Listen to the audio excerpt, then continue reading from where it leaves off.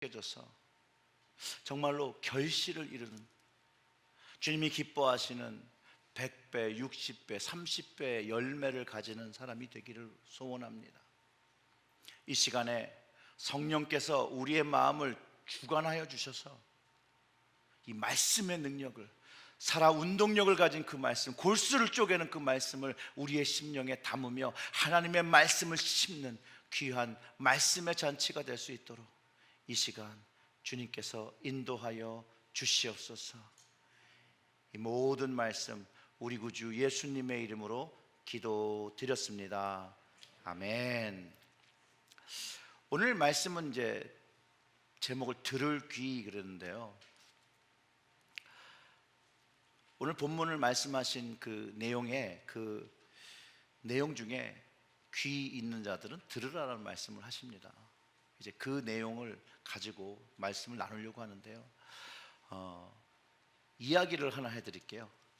어떤 시골에 멀구라는 학생이 있었다고 합니다. 교회 생활을 너무 열심히 잘하고 성경 공부도 잘하는 그런 학생이었는데, 이 친구가 어릴 때 목사님이 가꾸시는 그 텃밭에 몰래 들어가서 오이도 따먹고 가지도 따먹고, 그러다가 어느 날 아뿔싸 목사님한테 걸렸습니다. 목사님께서 그렇게 성경 공부도 같이 가르치고 아주 착한 학생인 줄 알았던데 자꾸 그것들을 훔치는 것에 대해서 좀 가르침을 주고 싶어서 성경이 가르치고 있는 도둑질하고 토색질한 것에 4배를 갚으라는 그 성경 말씀으로 이제 멀구에게 다시는 도둑질하면 안 되겠다라는 교훈을 주실 것으로 이렇게 물어보셨대요. 멀구야, 성경에서 도둑질한 자에 대해서 뭐라고 말씀하시니? 라고 물어보았더니 멀구가 이렇게 좀 생각을 하더니 이렇게 대답을 했다라고 합니다. 내가 오늘 나와 낙원에 있으리라. 이 이야기처럼 성경 말씀을 자기의 유익을 위해서 앞뒤 상황을 다 무시하고 자기의 상황에 짜맞추어 이해하거나 사용하면 안 된다라는 거죠. 왜냐하면 그것에는 하나님의 의중과 그 뜻이 담겨 있는데 그것을 왜곡하고 단순히 그걸 자기에게만 적용하는 게 아니라 다른 사람에게도 사용할 수 있기 때문에, 하나님의 말씀을 왜곡할 수 있기 때문에 우리는 두려움을 가지고 하나님을 경외하는 마음을 가지고 하나님의 말씀을 이해하고 그 말씀을 사용해야 한다는 것을 우리는 배워야 합니다. 오늘 본문 그 씨 뿌리는 자의 비유는 우리가 말씀을 통해서, 설교를 통해서, 또 예화로도, 설교의 예화로도 많이 듣고 신앙생활을 한 그런 말씀이죠. 모든 사람들이 이 비유를 들을 때 참, 예수님이 어떻게 이런 가르침을 했을까 감탄하고 감복했던 그런 예화입니다.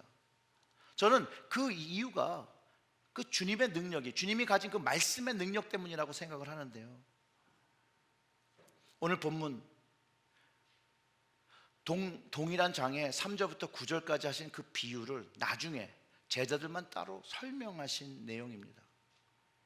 주님께서 이 씨를 뿌리는 자와 밭의 연관성을, 관계성을 비유로 말씀해 주신 것이죠. 그러면서 그 아까 읽었던 귀 있는 자는 들으라라는 그 명령문으로 귀가 있으면 들어라 라고 말씀하시면서 여기서 우리에게 아주 귀중한 영적 진리를 가르쳐주고 있다는 거예요. 뭐냐면요, 들을 귀가 있는 사람이 주님의 말씀을 듣는다라는 거예요. 귀가 있으면 듣는 게 정상인데, 사실상 주님은 우리가 지금 가지고 있는 이런 육체의 귀를 말씀하신 것이 아니라는 걸 여러분 이해하실 거예요. 주님의 말씀을 이해하고 깨닫는 영적인 귀를 말씀하시고 있고, 이 영적인 귀가 있으면 그 영적 진리를 말씀하신 그 뜻과 능력을 이해할 수 있다라고, 깨달을 수 있고 누릴 수 있다라고 가르쳐주고 있다라는 것이에요. 그런데 이것이 들을 귀 있는 사람만 이야기하는 것이나 반대로 들을 귀가 없는 사람도 있다라는 것을 드러내고 계시다라는 거예요. 모든 사람이 귀가 있지만 하나님의 말씀을 듣지 못하는 귀가 있다라는 것이죠. 사실 오늘 이 자리에도 들을 귀가 있는 자와 들을 귀가 없는 자로 있을 수 있습니다. 그러나 여러분, 판단은 금물, 판다는 그물. 내가 들을 귀가 있다고 생각해도 주님 보시기에 들을 귀가 없다 생각할 수 있다는 거예요. 또 내가 들을 귀가 없다고 생각하지만 주님 보시기에 들을 귀가 있다라고 주님이 인정해 주실 수 있다는 거예요. 그러니 판단은 금물이고, 이 판단하신 이가 오직 주님이신 것을 알고 우리는 말씀을 대해야 합니다. 다시 한번 정리합니다. 귀 있는 자는 하나님의 말씀을 듣는 자이면서 주님의 비유에 의하면 그 귀 있는 자는 100배, 60배, 30배 결실을 하는 사람인 것을 우리는 이해할 수 있습니다. 이해가 되시죠? 이 들을 귀가 있는 사람의 마음은 하나님의 말씀을 듣고 그 말씀의 능력이 100배, 60배, 30배의 능력과 결실을 경험한다는 것이에요. 그래서 주님은 귀 있는 사람이 들으라고 말씀하신 거예요. 그런데 오늘 본문 속에 예수님의 제자들이 이 비유를 듣던 그 순간에 그 정확한 의미를 깨닫지 못했다라고 생각합니다. 왜냐하면 정확히 깨달았다면 주님이 그 나중에 이걸 또 설명하지 않으셨겠죠. 그리고 나중에 주님의 설명을 듣고 보니 이것이 하나님의 말씀에 대한 이야기고 하나님의 말씀을 받는 사람의 이야기인 것을 이해하게 됩니다. 그래서 들을 귀가 있는, 즉 하나님의 말씀을 받는 사람들의 마음을 땅으로 표현하고 있다는 것을 이해하게 됩니다. 예수님은 사람의 마음을 각종 땅의 모습으로, 길가 같은 마음, 돌밭 같은 마음, 가시 떨기로 덮인 마음, 그리고 또 좋은 마음으로 네 가지를 들어서 설명하십니다. 그 첫 번째가 그거죠. 들을 귀가 없는 사람은 길가 같은 마음을 가진 사람이라는 거예요. 이 사람은 주님이 들으라고 하신 말씀을 듣는 것처럼 외형적으로는 보이긴 하나 실제로 이것을, 이 하나님의 말씀을 자신의 말씀으로 듣지 못하는 사람이라는 것이죠. 그리고 주님께서 이 설명을 19절에서 하셨는데, 아무나 천국 말씀을 듣고 깨닫지 못할 때는 악한 자가 와서 그 마음에 뿌려진 것을 빼앗나니 이는 곧 길가에 뿌려진 자요. 주님의 이 천국의 말씀을 듣지만 그 마음에 심기우지 않았다라는 거예요. 길가가 뭐예요? 사람 다리고 이렇게 단단하게 다져놓은 데잖아요. 그 길가처럼 단단해서 이 씨가 심겨질 수 없다라는 것을 말하는 것이죠.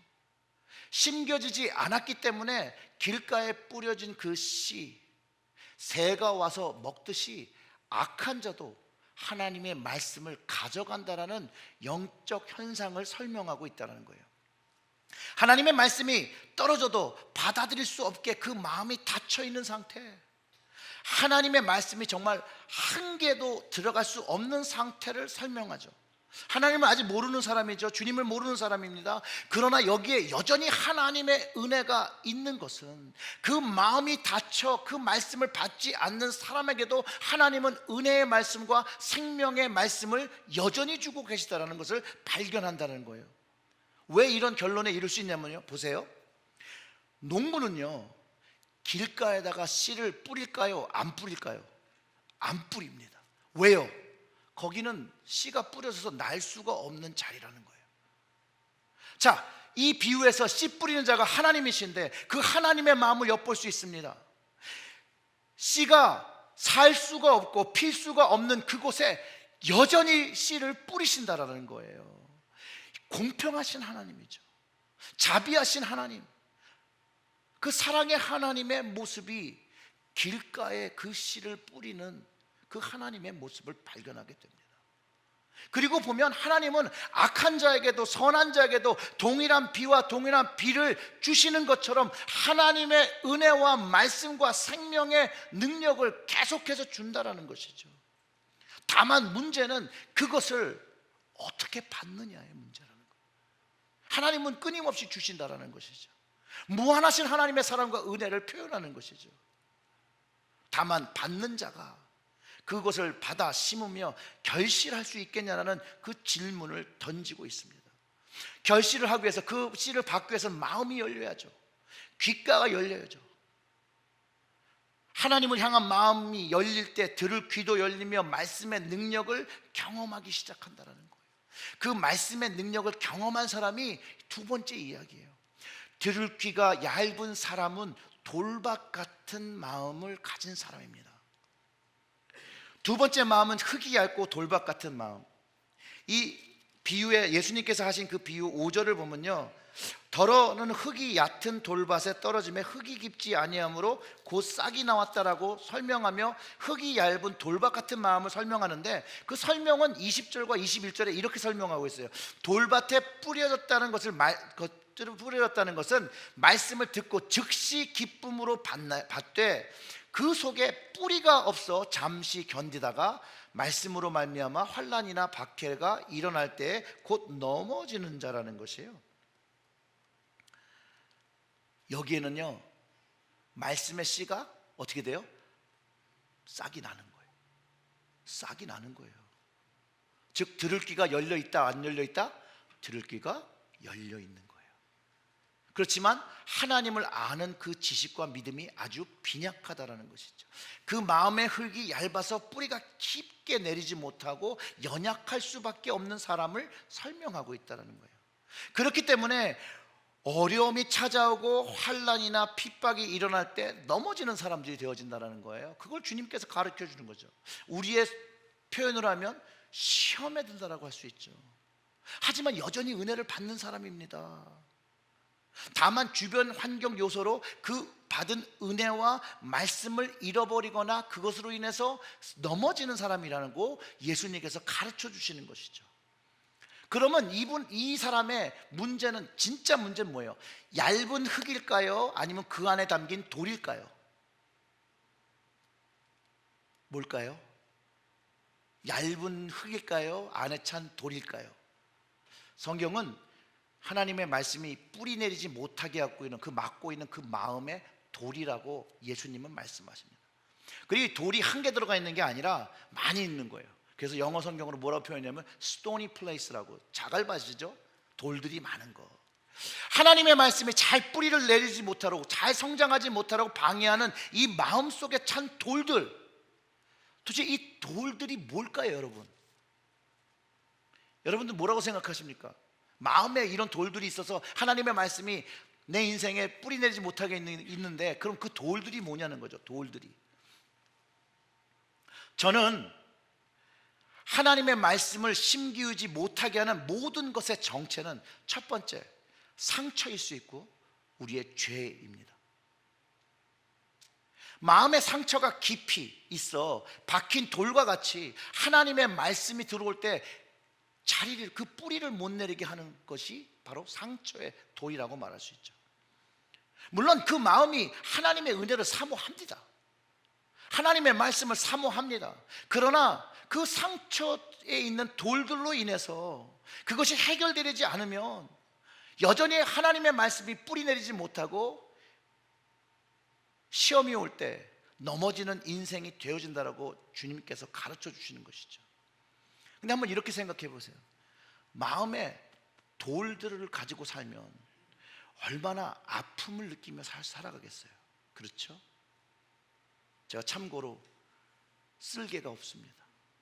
여러분, 쓸개에 돌이 차도 얼마나 아프신 줄 아십니까? 애를 낳는 아픔이라고, 애를 낳아보시고 쓸개 그 골스톤의 그 어택을 당하신 분이 그렇게 얘기를 합니다. 그런데 그것이 조그마한 쓸개에도 돌이 있어서 그렇게 큰 아픔을 주는데, 우리의 마음속에 그 돌들이 있다면 그것이 우리를 얼마나 아프게 하겠냐는 거예요. 이런 돌들은 나의 자존감을 낮춥니다. 이런 돌들은 생각만 해도 막 분이 나게 하고 열받게 하고 그런다는 것이죠. 정말로 이거를 해결하고 싶고 파내고 싶고 하는데 안 파지는 것들이 있다는 거예요. 이런 건 대부분 상처의 돌들이에요. 하나님의 말씀을 듣는데도 이것이 치유되지 않음을 경험하며 좌절하게 되는 그런 돌들이 있다는 거예요. 다만 이 돌들이 나만 괴롭히는 것이 아니라 이 상처 때문에 내 주위에 있는 사람도 힘들게 한다는 거예요. 어렵게 한다는 거예요. 특별히 가족들을 어렵게 하죠. 그럼 이 상처의 돌들을 어떻게 해야 될까요? 어떻게?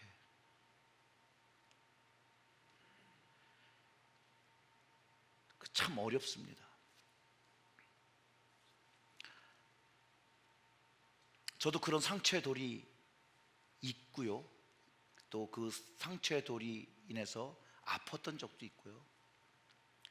그때 우리 신앙의 선배들한테 물어볼 때 무섭게 대답을 해주시는데 아휴 뭐 정말 그렇게 될까라는 불신이 생기죠. 부정적인 것. 근데 제가 경험한 겁니다. 여러분들도 한번 해보시기 바랍니다. 그분들이 뭐라고 말씀하시냐면 그거를 주님께 맡기라는 거예요. 안 될 것 같지만 그냥 주님께서 해결해 주실 것이라는 믿음을 가지고 주님께 맡기라는 거예요. 당장 지금 그게 해결되지 않겠지만 하나님의 라이트 타이밍에 하나님께서 해결해 주심을 경험할 거라고 그렇게 확신해서 말씀해 주시더라고요. 저도 그 상처의 돌 때문에 너무 신앙생활이 어려워서 이거 정말 안 되겠다, 이걸 하나님께 가져가서 이 문제를 해결하겠다라고 주님께 그 상처를 맡겼습니다.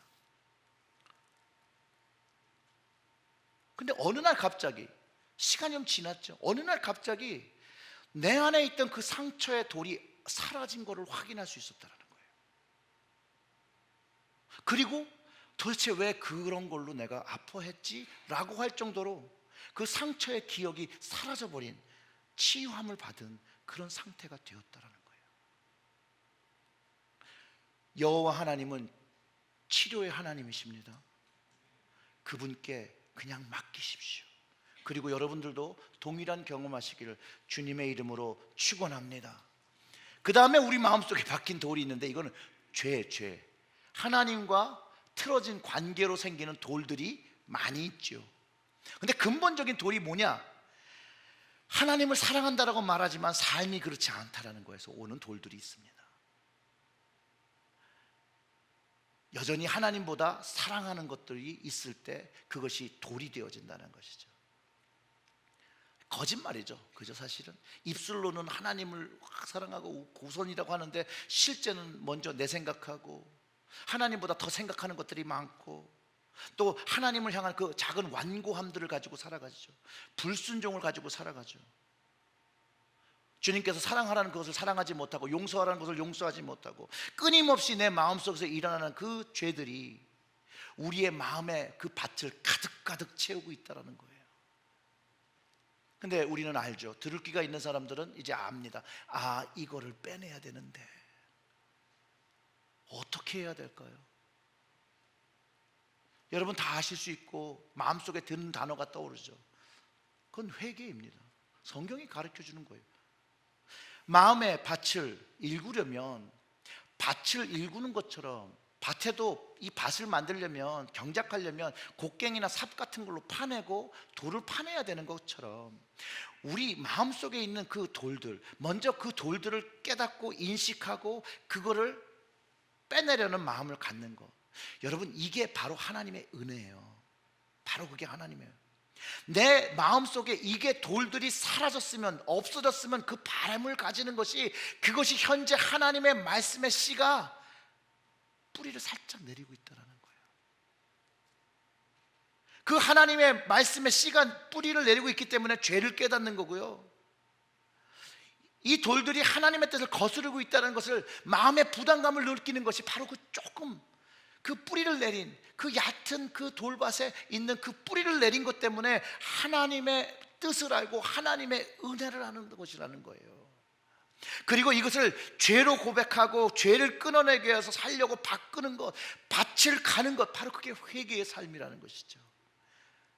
이 끊임없는 입술의 고백이 이 연장을 사용하여 회개의 일들을 벌이는 것이고, 그 끊임없는 입술의 고백이 결국은 열매 맺을 수 있는 토양을 만든다라는 것이에요. 그 후에 하나님의 말씀이 떨어지면 그때는 열매 맺게 되는 것이라고, 회개에 합당한 열매를 맺는 것이라고 주님께서 가르쳐 주신다라는 거예요. 이제 세 번째로는요, 들을 귀가 있어요. 들을 귀는 있지만 결실하지 못하는 사람은 가시떨기 속에 갇힌 마음을 가진 사람입니다. 가시떨기 속에 갇힌 마음. 가시떨기에 뿌렸던 말은, 땅은요 말씀을 심기에 괜찮다는 거예요. 여러분, 토양이 좋다라는 거예요.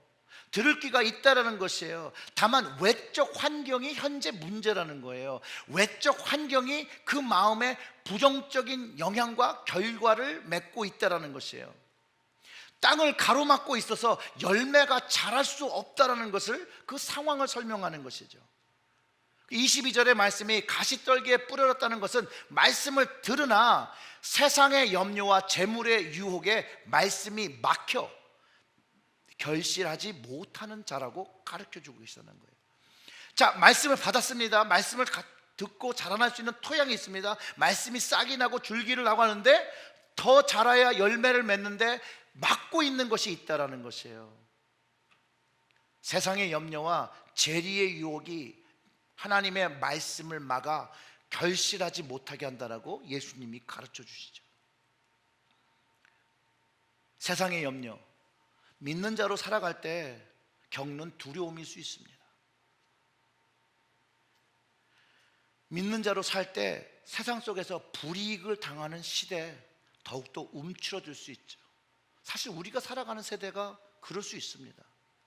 그러나 그런 움츠림이 있다라면 하나님의 말씀이 결실을 맺을 수 없다라는 거예요.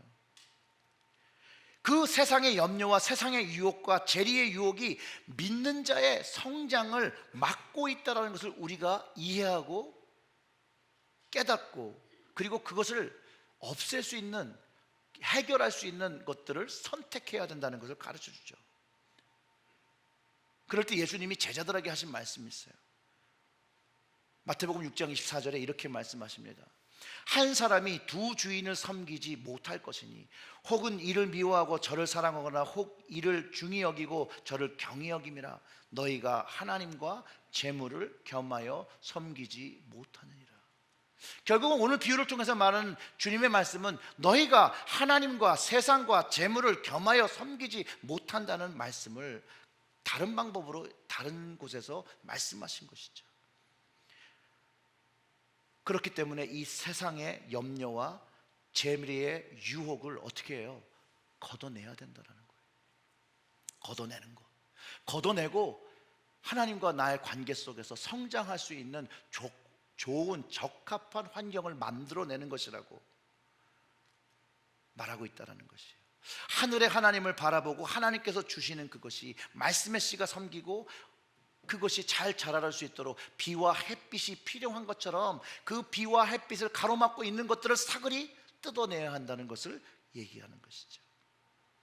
그 말씀의 씨가 자라서 결실할 수 있도록 우리의 마음과 삶이 하나님께 활짝 열려 있을 때 하나님의 것이 다 우리에게 주어지며 주님이 바라시는 그 열매들을 맺는다라는 거예요. 여러분, 농부가요, 땅에서 나는 귀한 열매를 바라면서 찾는 것이요, 하늘을 보며 이른 비와 늦은 비, 그 토양에 필요한 것들을, 그 기후를 기다리는 것처럼 우리의 마음에 하나님의 말씀을 심고 하늘의 것을 받기 위해서, 그 씨가 잘 자라기 위해서 우리가 막은 것과 덮은 것을 걷어내고 하늘을 바라보며 하나님께서 주시는 성령의 이른 비와 늦은 비를 받아야 한다는 것이에요. 그런데 혹시 이 우리 마음에 이 결실을 방해하는 그런 가시떨기와 같은 존재가 있냐는 것이죠. 혹시 세상의 염려와 재물의 유혹으로 내 인생 속에서 하나님의 말씀이 성장하는데 그 신앙의 열매를 맺는 것을 방해하고 있는 것이 무엇이냐는 것이죠. 그거를 없애야 한다는 거예요. 예수님이 어떤 부자 청년을 만난 적이 있습니다. 그리고 이렇게 말씀하셨어요. 예수께서 이르시되 내가 온전하고자 할진대 가서 내 소유를 팔아 가난한 자들에게 주라. 그리하면 하늘에서 보화가 내게 있으리라. 그리고 와서 나를 따르라 하시니 그 청년이 재물이 많음으로 이 말씀을 듣고 근심하며 가니라. 재리의 유혹이 주님 앞에서 주님을 보며 주님의 말씀을 듣고 주님의 초청을 듣고도 근심하며 그 발을 돌이키는, 우리의 신앙을 막는 아주 무서운 요소라는 것이에요. 그런데 반면에 예수님을 쫓았던 제자들을 한번 생각해 봅시다. 베드로와 안드레 얘기를 들어서 얘기를 할게요. 그들이 배에서 물고기를 잡으려고 그물을 물속에 내리고 있었는데 이들은 주님이 쫓으라는 말씀을 듣자 어부에게는 가장 소중한 그 그물을 걷어왔다는 이야기가 없어요. 성경에는 곧 그 그물을 두고 예수님을 쫓았다고 기록하고 있습니다. 물론 설명하지 않은 거니까 뭐 추측하는 거죠. 갈릴리 바닷속에 그대로 버려두고 완전히 포기하고 예수님을 따른 것일 수 있다는 거예요. 그렇기 때문에 그들이 제자로 불림을 받고 사도로 불림을 받을 만한 좋은 마음의 밭과 귀를 가지고 있었다는 것이죠. 들을 귀가 있었다는 것이죠. 사실상 그럴 수도 있지 않나요? 예수님, 이 그물을 좀 걷어다가 집에다 주고 제가 바로 쫓아가겠습니다. 또 이런 면을 생각해 볼 수 있죠. 하나님께서 내가 너희들을 이제 고기를 잡는 어부가 아니라 사람을 낚는 어부라고 말씀하셨으니 더 이상 그들의 마음속에 그물이 필요 없다라고 생각했을 수도 있다라는 거예요. 그래서 그것을 놓고 주님을 쫓았다. 그러나 성경이 이야기하고 있는 그것만을 본다라면 그들은 즉각적인 행동을 했다라는 거예요. 즉각적인 행동. 예수님을 위하여 그거를 했다라는 것이에요. 이게 부자 청년과 다른 점이에요. 베드로와 안드레에게는 세상의 염려와 재리의 유혹이 없었다라는 거예요. 아니, 있었겠지만 주님 때문에 그거를 꺾고 세상의 염려와 재리의 유혹을 선택한 것이 아니라 그 반대인 주님을 선택했다라는 것이죠. 그들의 마음에 그것이 작용하지 않았다라는 것이죠. 그들의 마음에는 가시떨기가 덮고 있지 않았음을 우리는 오늘의 말씀을 통해서 이해할 수 있다라는 것이에요. 마지막으로 예수님은 좋은 마음, 그 농사짓기 적합한 땅과 결실하는 땅에 대해서 얘기하죠. 들을 귀가 있는 자입니다. 이 들을 귀가 있는 자가 말씀을 듣고 결실하는 자라는 거예요. 주님이 말하는 들을 귀가 있는 자가 바로 말씀을 듣고 결실하는 자예요. 좋은 땅에 뿌렸다는 건 말씀을 듣고 깨닫는 자니 결실하여 100배, 60배, 30배가 됐다는 것이에요. 깨달은 것에 대하여 주님의 말씀에 순종하고 그 순종을 통하여 하나님의 능력을 경험했다는 이야기죠. 가시떨기도 없죠. 마음에 돌도 없어요. 정리된 마음이라는 것이죠. 이 마음에 하나님의 말씀이 떨어지면 열매를 맺을까지 잘 성장하고 결실을 맺는다라는 것이에요. 100배, 60배, 30배를 거둘 수 있다는 거예요.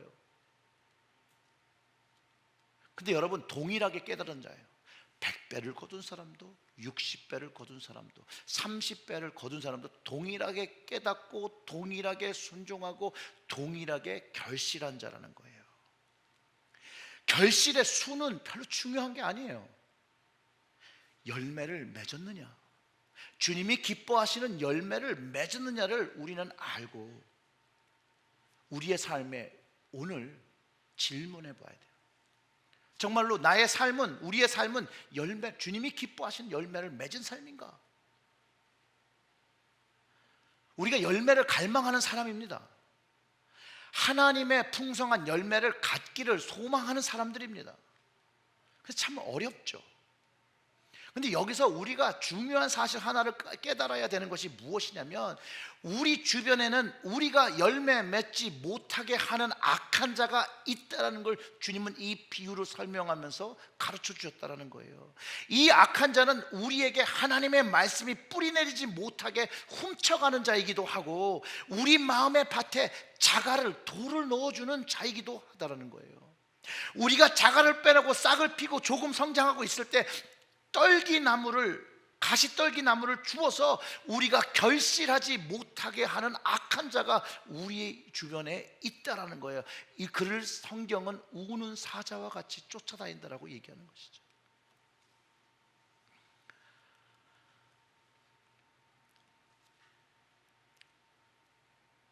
여러분, 제가 이야기 하나를 해드릴 테니까 이거 잘 기억해 보세요. 잔잔한 호수예요. 평화롭게 잉어들이 이렇게 살았다고 합니다.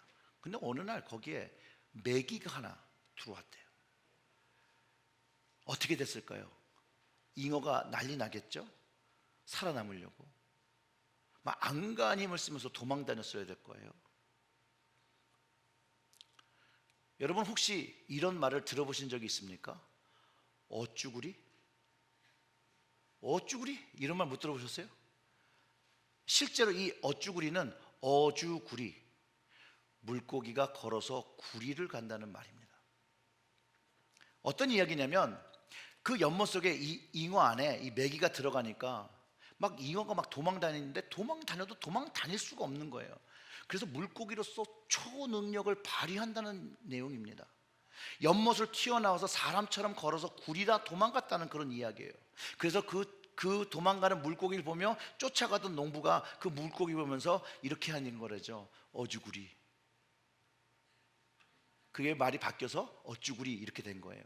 기가 막힌 일이 일어날 때 우리가 그러잖아요.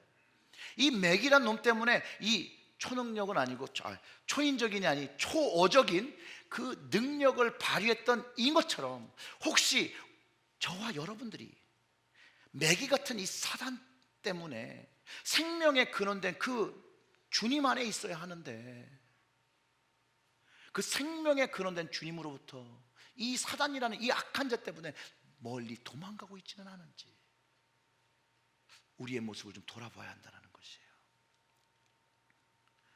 하나님의 말씀이 열매 맺지 못하는 삶이라는 것이죠. 자, 그렇다면 우리가 어떻게 이것을 해결해야 될까요?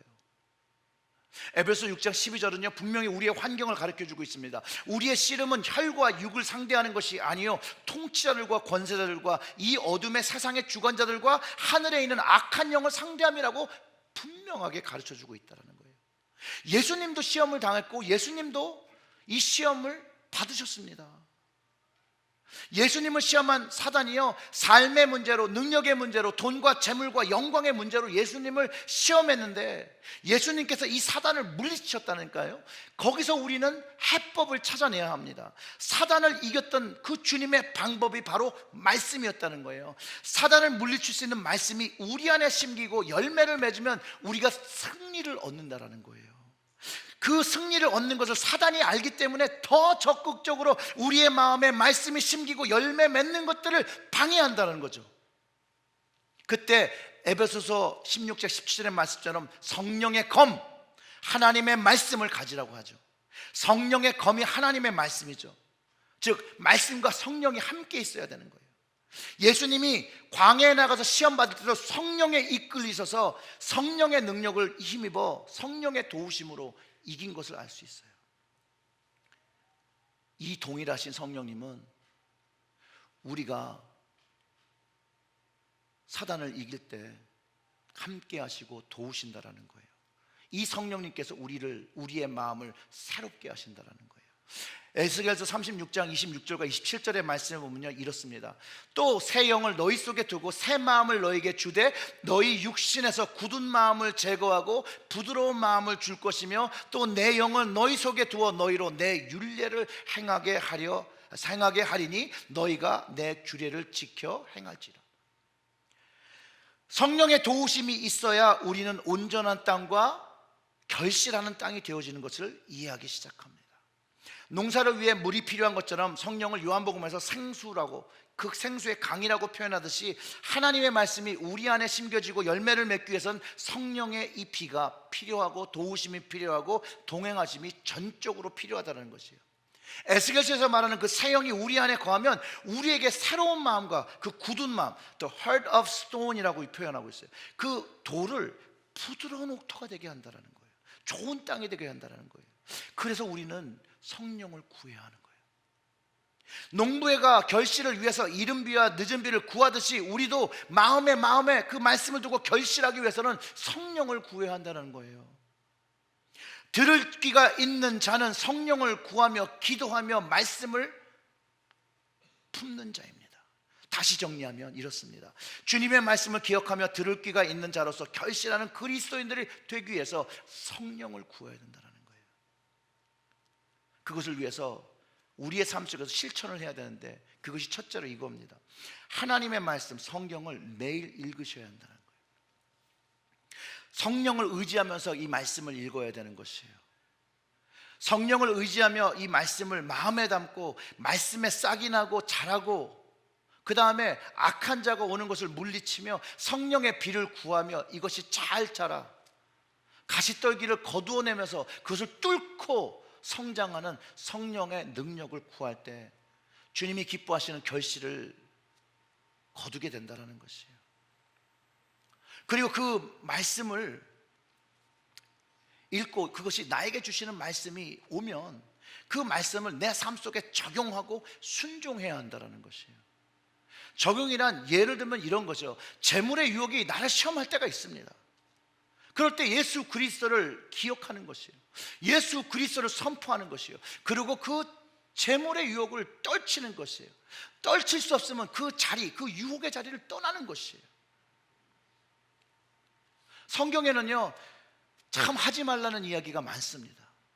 그것을 안 하는 것이에요. 또 하라는 것도 있죠. 하라는 것도 많죠. 그 하라는 것을 하는 것이에요. 하나님의 말씀에 순종하는 것을 우리가 배워야 합니다. 가난한 자와 어려운 자를 돌보는 것이 하나님을 기뻐하시는 것이라고 가르쳐줬으니 내 인생 속에서 하나님의 말씀을 품고 살아갈 때 어려운 이와 힘든 일을 보고 아픈 일을 보면 그를 위해 기도하고 도울 수 있는 마음을 내어놓는 것이라는 거예요. 그것이 하나님의 말씀이 잘 자라게 하는, 그것을 위해서 기도하는 것이죠. 주님 말씀에도 서로가 사랑하기 위해서, 형제가 협력하기 위해서 서로 욕하지 말라고 가르쳐 주잖아요. 그럼 욕하지 말아야 되는 거예요. 또 후욕하는 사람, 뒷말하는 사람을 만나면 피하거나 듣기 싫다라고 의사를 밝히는 것, 그것이 말씀을 적용하며 살아가는 것이에요. 말씀을 적용하며 살아가는 것은 좋은 게 좋은 거로 살아가는 것이 아닙니다. 그게 어려울 수 있죠. 하지만 여전히 이것이 하나님의 진리의 말씀이기 때문에 해내야 한다는 것이에요. 그걸 못하면 세상의 염려로 다시 움츠러들게 되는 것이죠. 말씀을 적용하며 살아가는 거예요. 말씀을 품고 살아가는 것이에요. 사랑하는 성도 여러분, 우리에게는요 하나님의 그 말씀의 씨가 많아요. 여러분 얼마큼 많은 줄 아세요? 여러분 성경책 어디 있습니까? 성경책 한번 들어보세요. 요즘 전화기 시대라서 그만큼 많은 거예요. 그리고 요즘은 웬만한 전화기에는 다 성경이 들어가 있잖아요. 애플리케이션이 얼마나 좋아서 아침만 일어나도 오늘의 말씀 그리고 탁탁 뜨잖아요. 그 말씀을 가지고 살아갈 수 있게 살아야 된다는 거죠. 그런데 여러분 한번 이렇게 상상해 보십시오. 상상해 보십시오. 이 하나님의 모든 말씀이 우리의 마음속에 담긴다면 얼마나 풍성한 하나님의 은혜와 하나님의 능력으로 살아갈 수 있겠습니까? 하나님의 말씀은 진리이시다. 하나님의 말씀은 능력이시고 하나님의 말씀은 구체적으로 살아서 운동력을 가져 우리의 골수를 쪼개며 우리를 변화시키는 그런 말씀인데, 그 말씀이 담겨 있다면 얼마나 많은 하나님의 은혜를 경험할 수 있겠어요. 여러분 상상만 해도 짜릿하지 않습니까? 바로 들을 귀가 있는 사람의 축복입니다. 사랑하는 성도 여러분, 하나님께서 주시는 그 말씀을 받아 결실하는 성숙한 들을 귀를 가지시고 살아 역사하시는 삼위일체 되신 하나님과 동행하시는 그리스도인 되시기를 주님의 이름으로 축원합니다. 아까도 말씀드렸죠. 우리 주님은 우리의 연약함을 아는데도 불구하고 여전히 하나님의 말씀의 씨를 주시는 거예요. 들을 귀가 없어도 주시는 분이에요. 우리를 너무 이해하시는 분이라는 거죠. 오늘 그것을 놓고 같이 기도하기를 원합니다. 찬양팀 나오셔서